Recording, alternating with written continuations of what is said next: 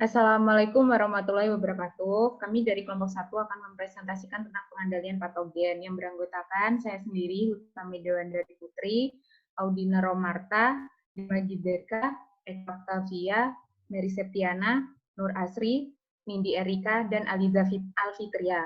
Next.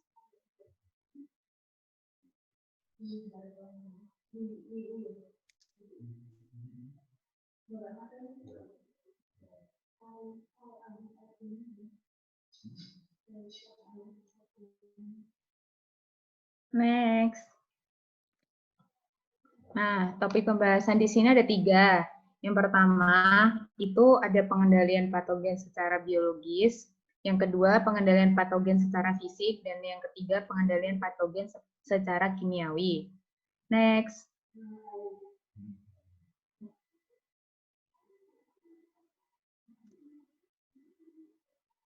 Nah, pengendalian patogen secara biologis, yaitu setiap usaha untuk mengurangi intensitas suatu penyakit tumbuhan dengan memakai bantuan satu atau lebih jasad hidup, selain tumbuhan inang sendiri dan manusia. Dengan demikian, pengendalian hayati tidak meliputi pengendalian menggunakan tanaman tahan. Next.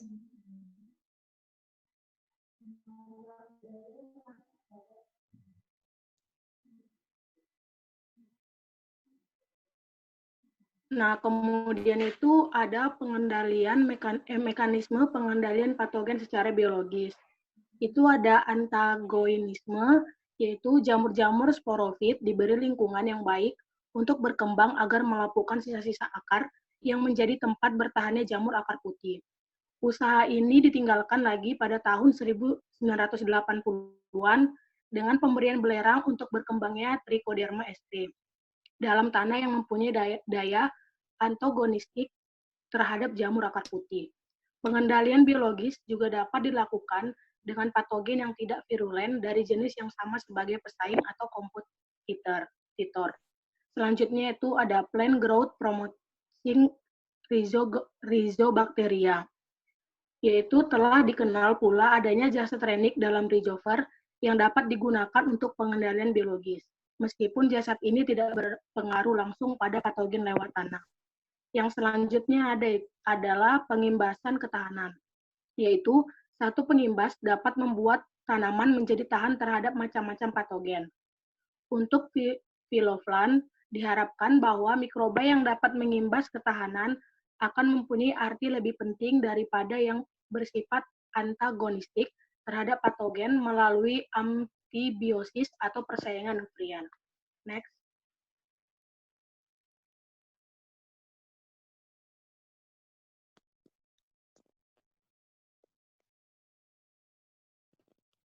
Selanjutnya adalah proteksi silang.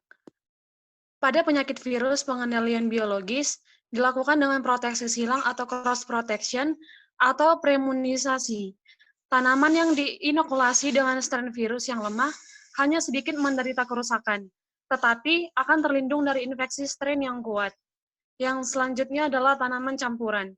Misalnya pada labu air yang ditanam bersama-sama dengan bawang daun terbebas dari gangguan penyakit layu fusarium atau Fusarium oxysporum VSP lagenaria.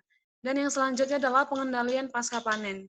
Isolat tertentu atau Pseudomonas syringae PV lacrimans dapat mengendalikan Penicillium expansum. Acremonium breve dapat mengendalikan Botrytis cinerea dan yang lain-lain. Untuk perawatan bakteri ini dapat dibantu dengan fungisida tertentu, misalnya B. subtilis dicampur dengan dikloran untuk mengendalikan busuk Rhizopus.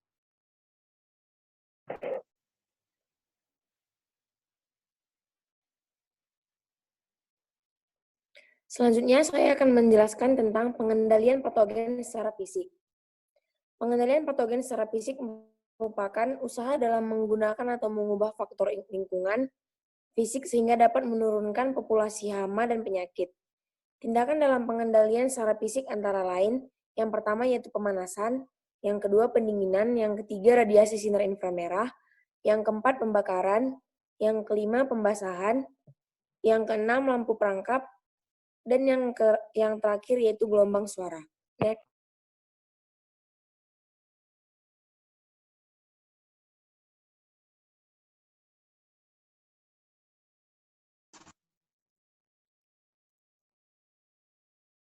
Nah, yang selanjutnya, cara pemanasan pada pengendalian secara fisik ada dua, yaitu pemanasan dengan cara kering dan basah.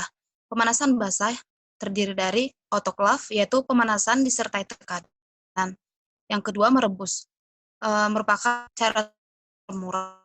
Yang dianjurkan adalah 15 menit sesudah air mendidih, tetapi spora dan kebanyakan virus bisa bertahan berjam-jam dengan cara ini. Yang ketiga adalah pasteurasi, di mana mula-mula digunakan terhadap anggur, sekarang untuk susu. Suhu yang dipakai yaitu 65 derajat Celcius dan waktu 30 menit. Bakteri mati, susu dan anggur tidak rusak. Nah, selanjutnya pemanasan kering. Terdiri dari pembakaran yaitu 100% efektif. Yang kedua, memakai udara panas. Adapun cara lain sterilisasi fisik yaitu radiasi ultra ungu, penyaringan, kemoterapi, dan antibiotik. Next.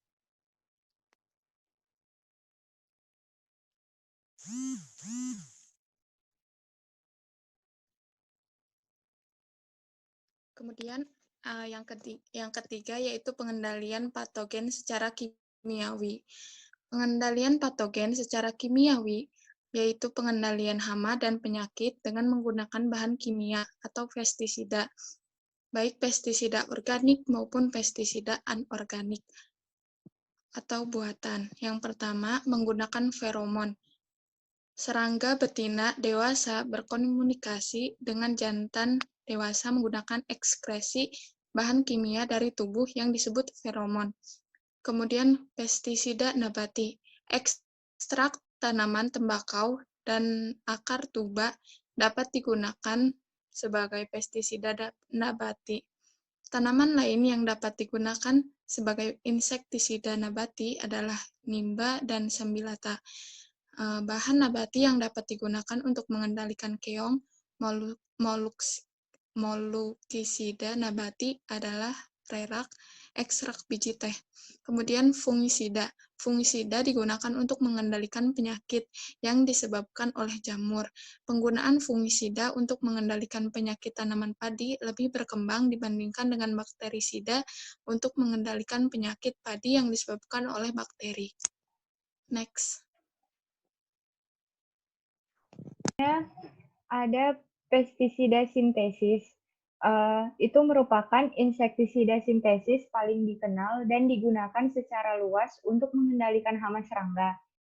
Insektisida diandalkan untuk menekan populasi dalam waktu yang relatif singkat. Untuk membunuh serangga yang telah tahan, diperlukan dosis yang lebih tinggi. Resurgen terjadi karena perubahan fisiologi serangga sehingga keperindiannya meningkat, atau secara ekologis karena musuh alaminya berkurang. Yang kelima itu ada rodentisida. Rodentisida digunakan untuk meracuni tikus, diformulasi dalam bentuk yang telah dicampur dengan umpan atau terpisah. Daya racun rodentisida ada yang dapat mematikan tikus atau racun akut pada saat memakan dan ada yang perlu waktu beberapa hari untuk mematikan tikus atau antikoagulan. Selanjutnya ada fumigan, di mana bahan kimia dalam bentuk uap atau asap digunakan untuk membunuh hama atau serangga di gudang, penyimpanan, atau tikus dalam lubang. Untuk mengembuskan asap ke dalam lubang tikus digunakan alat yang disebut emposan. Yang terakhir yaitu simpulan.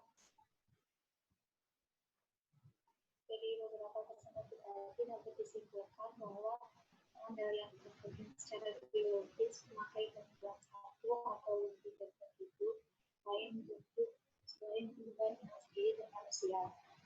Dan pengendalian hayati tidak meliputi pengendalian menggunakan tanaman bahan. Di antaranya metabolisme, fitobakterial, hingga sel tahanan, proteksi silang, tanaman campuran, dan pengendalian keamanan. Pengendalian patogen secara fisik merupakan usaha dalam menetapkan atau membentuk lingkungan sehingga dapat menurunkan populasi hama dan penyakit. Adapun tindakan pengendalian secara fisik yaitu pemanasan, dibina, radiasi sinar merah, pembakaran, pembasahan, api perangkat, dan gelombang suara.